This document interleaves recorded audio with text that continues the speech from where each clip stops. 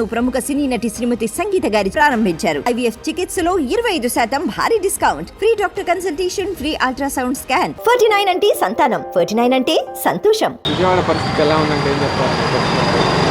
ప్రస్తుతం గవర్నమెంట్ వచ్చిన దగ్గర నుంచి కూడా అన్ని ఏది ఒక్కటి కూడా ప్రజలకు ఉపయోగపడే పని ఏది ఒక్కటి కూడా చేయాలి. ఆయన గవర్నమెంట్లోకి వచ్చిన మొదటి రోజున ఏం చేశారంటే, ఏదైతే జగన్మోహన్ రెడ్డి గారు గవర్నమెంట్ ప్రైవేట్ స్కూల్లో కూడా బాగా చదువుకునే వ్యక్తి ప్రైవేట్ స్కూల్కి వెళ్ళాలి అంటే 25% రిజర్వేషన్ కల్పించాడు, దాన్ని తొలగించాడు. అంత అవసరమే ఉంది. విద్యా వ్యవస్థలో 25% ఫ్రీగా పేదలకి ఇవ్వాలి సీట్లు అన్నదాన్ని క్యాన్సిల్ చేయాల్సిన అవసరమే ఉంది. ఈ శ్రీ చైతన్య నారాయణకి పుణ్యం చేయటం కాకపోతే ఏమీ లేదు దాంట్లో. ఇక ఆ తర్వాత పవన్ కళ్యాణ్ గారు కూడా అధికారంలోకి వచ్చిన మొట్టమొదటి పెట్టిన కాన్ఫరెన్స్ ఏంటంటే సినీ నిర్మాతలతో మీటింగ్. ఇప్పుడు అది అంత దీనమైన స్థితిలో ఏమీ లేదు కదా, సినీ ఇండస్ట్రీ బాగానే ఉంది. దాంతో రివ్యూ మీటింగ్లు అని చెప్పి కాలం గడపడం తప్పితే ఏమీ కనపడట్లేదు అక్కడ. ఇప్పుడు మనకి విజయవాడలో ఫ్లడ్స్ వచ్చినాయి.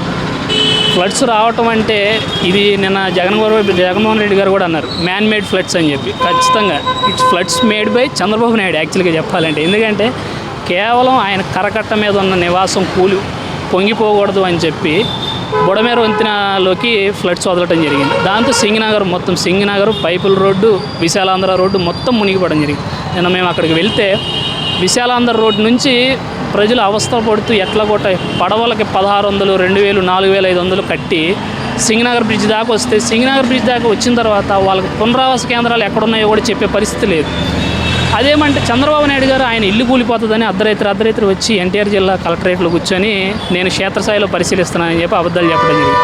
అందరికీ తెలిసిన విషయం, ఆయన ఇల్లు కూలిపోతుందని చెప్పి ఆల్టర్నేట్గా ఒక ఇల్లు ఎత్తుక్కున్నాడు ఆయన.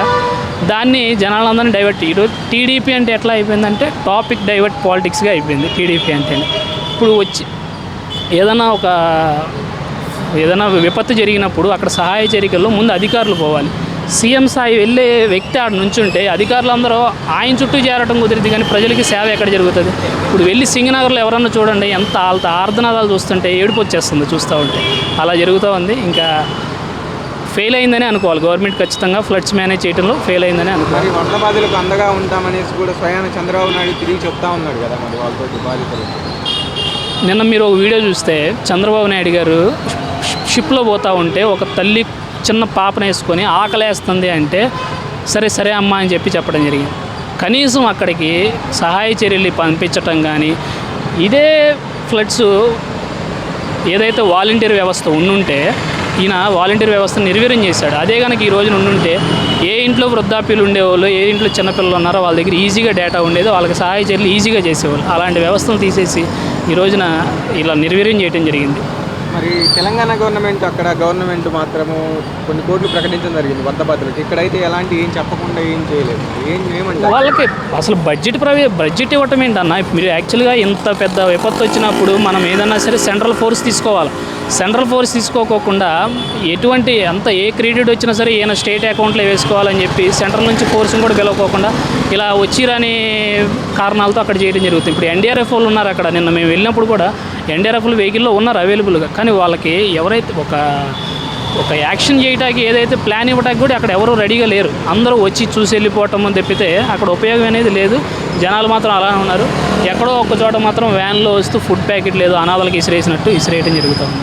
మరి గతంలో పవన్ కళ్యాణ్ మీకు వరదలు వచ్చి నేను గుడి వేసుకొని మీకు వెంటనే ఉంటాననేసి అన్నాడు. మరి ఆయన ఇక్కడ కనిపించట్లేదని సోషల్ మీడియాలో వైరల్ అవుతా ఉంది.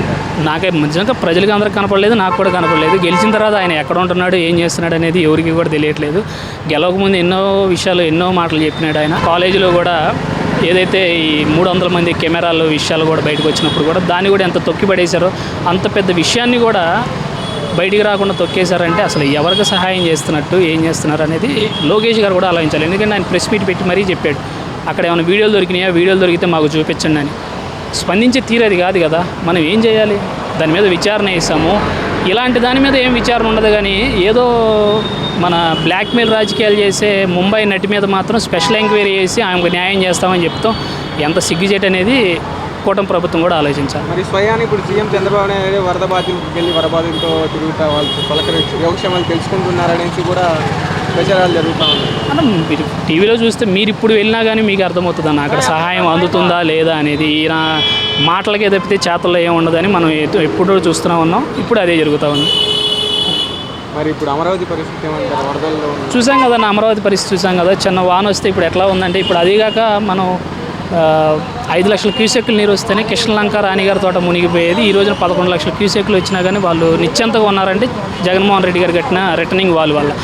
5 లక్షలు వచ్చినా మునిగిపోయేది. ఈ రోజున సింగనగర్ ఇంత మునిగినా సరే వాళ్ళు అంత నిక్షేమంగా ఉన్నారంటే కేవలం ఆ వాల్ వల్లే అని మేము భావిస్తూ ఉన్నాం. కానీ ఒక పక్క అమరావతి చూస్తే మొత్తం అది అసలు అమరావతి సముద్రం అన్నట్టు ఉంది. యాక్చువల్గా 14-19 టైంలో చంద్రబాబు నాయుడు గారు కూడా అండర్ గ్రౌండ్ ట్రైన్ వేస్తానంటే నేను ఏంటో అనుకున్నా, కానీ ఆయన వేసిన ట్రైన్ మీదకి నీళ్ళు వస్తాయి అనేది నాకు ఇప్పుడు ఇది చూస్తే అర్థమవుతా ఉంది.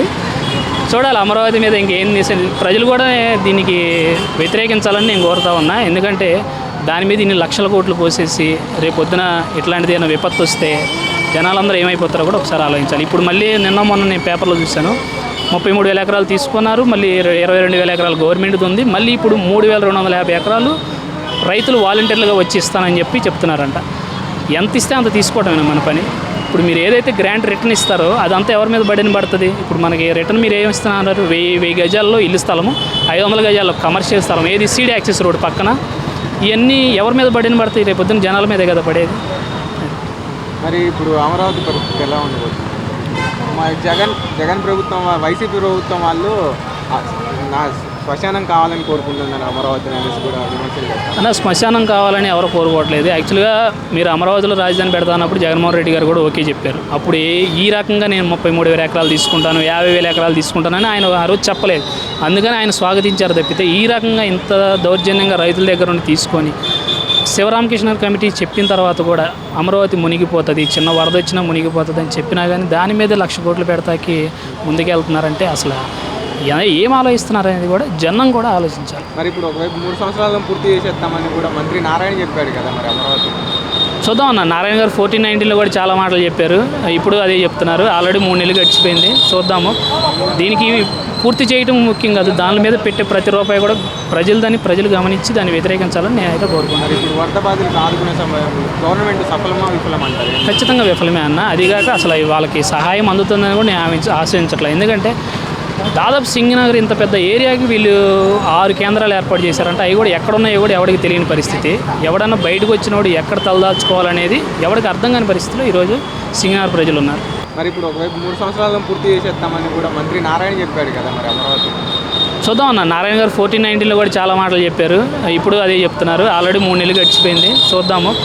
దీనికి పూర్తి చేయడం ముఖ్యం కాదు, దాని మీద పెట్టే ప్రతి రూపాయి కూడా ప్రజలు గమనించి దాన్ని వ్యతిరేకించాలని నేనైతే కోరుకుంటున్నాను. ఇప్పుడు వరద బాధితులకు ఆదుకునే సమయంలో గవర్నమెంట్ సఫలమా విఫలమంటారు? ఖచ్చితంగా విఫలమే అన్న. అదిగాక అసలు వాళ్ళకి సహాయం అందుతుందని కూడా నేను ఆశించట్లేదు. ఎందుకంటే దాదాపు సింగనగర్ ఇంత పెద్ద ఏరియాకి వీళ్ళు 6 కేంద్రాలు ఏర్పాటు చేశారంటే అవి కూడా ఎక్కడున్నాయో కూడా ఎవరికి తెలియని పరిస్థితి. ఎవడన్నా బయటకు వచ్చినోడు ఎక్కడ తలదాచుకోవాలనేది ఎవరికి అర్థం కాని పరిస్థితిలో ఈరోజు సింగనగర్ ప్రజలు ఉన్నారు.